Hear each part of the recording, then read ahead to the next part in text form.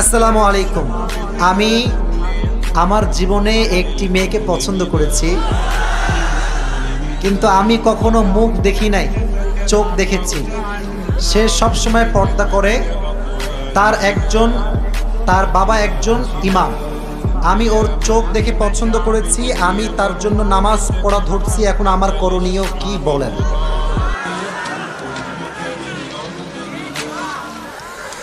আচ্ছা, তোমরা এটা কি প্রশ্ন করলা এটা?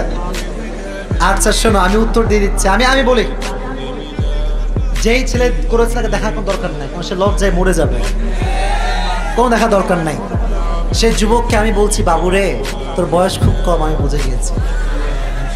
আমি একটা কথাই স্পষ্ট বলতে চাই, রাখেন, কাউকে যদি পছন্দ হয়, আমি অলওয়েজ একটা কথা না, যদি করো আমি আছে তোমার 14 গোষ্ঠীর সঙ্গে আজ থেকে ব্যাকআপ হয়ে যাবে আমার। এখন তুমি যে বলেছো যুবক শুধু চোখ দেখে প্রেমে পড়েছে, বড় মারাত্মক ফিতনা ভাই আমার। তোমাকে আমি এতটুকু বলতে চাই, আব্বা ইমাম হোক তো কি হয়েছে? ইমাম সাহেবকে গিয়ে বলবা যে হুজুর চিন্তা করে নাই 5 ওয়াক্ত নামাজি ছেলে। তো আব্বা যদি রাজি হয় মাশাআল্লাহ, আর যদি রাজি না হয় টেনশন নাই, এর চেয়ে বেটার অপশন তোমাকে দিয়ে দিবে একজন, তিনি কে? আজকালকার যুবকরা এত বেশি পাগলা হয়ে যায় জানেন, একটা চোখ পড়লে মনে করে এর মতো সুন্দর আর কাউরেই পাওয়া যাবে না।